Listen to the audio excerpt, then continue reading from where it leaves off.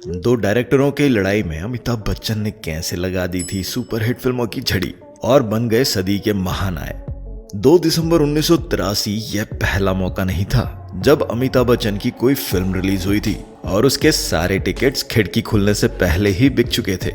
देश के हर शहर और हर सिनेमाघर में फिल्म कुली का हर शो फुल हाउस जा रहा था।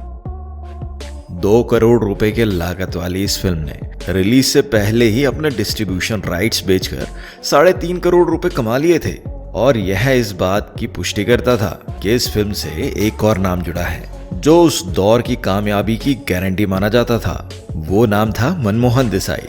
जी हाँ, वही मनमोहन देसाई जिन्होंने कुली से पहले अमर अकबर एंथनी, परवरिश सुहाग, नसीब जैसी ब्लॉकबस्टर फिल्मों से अमिताभ बच्चन को स्टारडम की ऊंचाइयों पर पहुंचा दिया था। भाई तेरे हाथ जोड़ता हूँ तेरे पाँव जाते हो जाने जाना।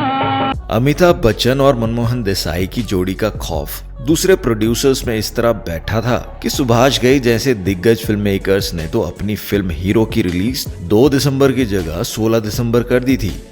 हालांकि हीरो भी हिट हुई, लेकिन लोग इसका क्रेडिट भी कुली को ही देते हैं और कहते हैं कि जिन लोगों को कुली की टिकट नहीं मिली वो घर लौटने के बजाय हीरो फिल्म देखकर संतोष कर लेते थे। एक फिल्म मेकर ऐसा भी था जिसमें मनमोहन देसाई का खौफ नहीं था, बल्कि वो उनकी हर सुपरहिट फिल्म का जवाब सुपरहिट फिल्म से देने का मादा रखता था। मनमोहन देसाई को अगर अमिताभ बच्चन का गॉडफादर कहा जाता है तो वो अमिताभ बच्चन के ओरिजिन स्टारडम का बाप कहलाते हैं। नाम था प्रकाश मेहरा।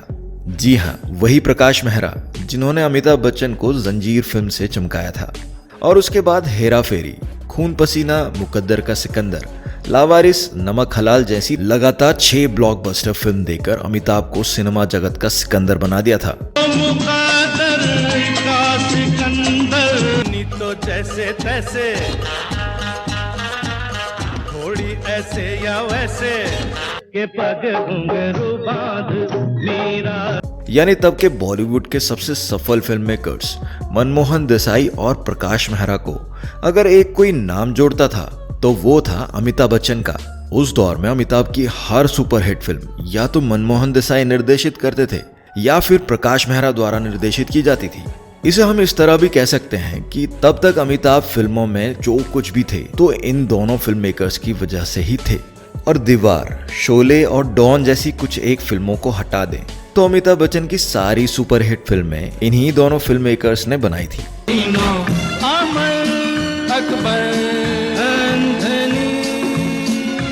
अमिताभ के साथ दर्जन भर सुपरहिट फिल्म देने के बाद इन दोनों फिल्म मेकर्स का रुतबा इस कदर बढ़ गया था कि कोई भी फाइनेंसर, कोई भी इन्वेस्टर इनकी फिल्मों में आंख मूंद कर पैसा लगा देता था।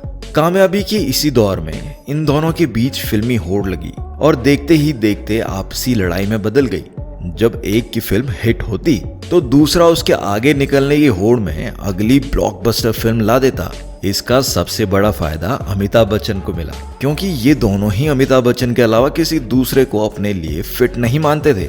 खुद अमिताभ बच्चन ने एक इंटरव्यू में कहा था कि पूरे सिनेमा जगत में सिर्फ मनमोहन देसाई और प्रकाश मेहरा ही हैं जिन्होंने उनकी प्रतिभा का पूरा उपयोग किया है। तो अब जब मनमोहन देसाई की फिल्म कुली बॉक्स ऑफिस पर कामयाबी और कमाई के नए नए कीर्तिमान बना रही थी तो इसी दौरान प्रकाश मेहरा अमिताभ को लेकर एक ऐसी फिल्म बना रहे थे जो उनकी पिछली एक्शन फिल्म से बिल्कुल अलग थी। बाप को मुंह तोड़ जवाब देना चाहता हूँ।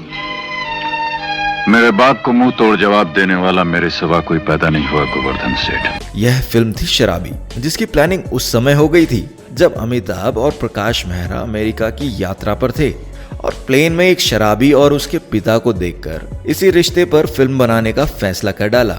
इधर देसाई को ये गुमान हो चला था कि कभी अमिताभ बच्चन के मामले में उनसे सीनियर रहे प्रकाश मेहरा भी अब उन्हीं के इमोशनल टच वाले फॉर्मूले पर लौट रहे थे जिसमें वो कामयाब नहीं हो पाएंगे।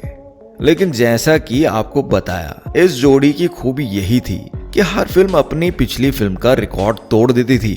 कुली से लगभग 6 महीने बाद रिलीज हुई फिल्म शराबी सुपर डुपर हिट रही और अमिताभ बच्चन को सफलता की नई ऊंचाइयों पर ले गई।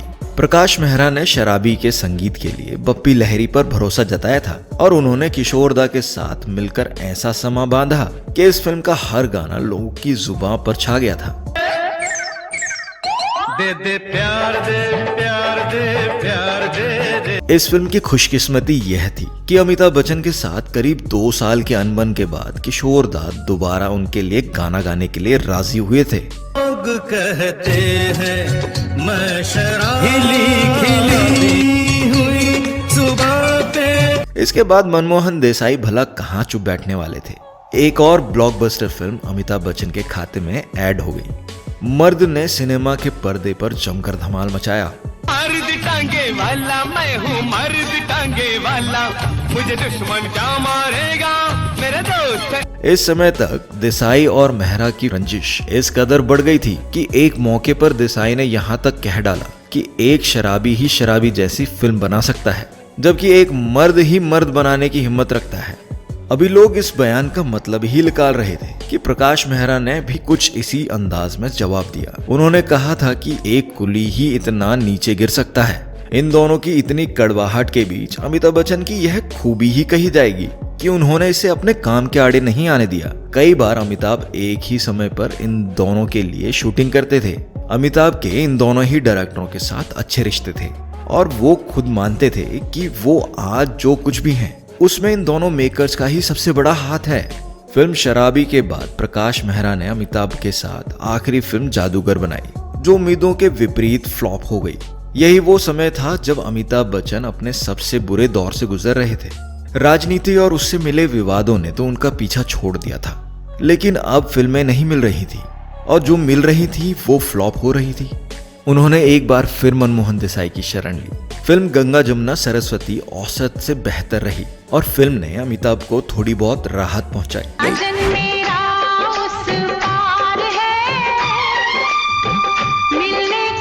लेकिन देसाई के साथ अगली और आखिरी फिल्म तूफान फ्लॉप हो गई। इसके बाद अमिताभ को फिल्में तो ढेरों मिली, लेकिन प्रकाश मेहरा और मनमोहन देसाई नहीं मिले। साथ ही नहीं मिली वो कहानियां जिनकी बदौलत वो कभी एंग्री यंग मैन तो कभी लावारिस, कभी शराबी तो कभी कुली बनकर आम आदमी के दिलों पर राज करते रहे।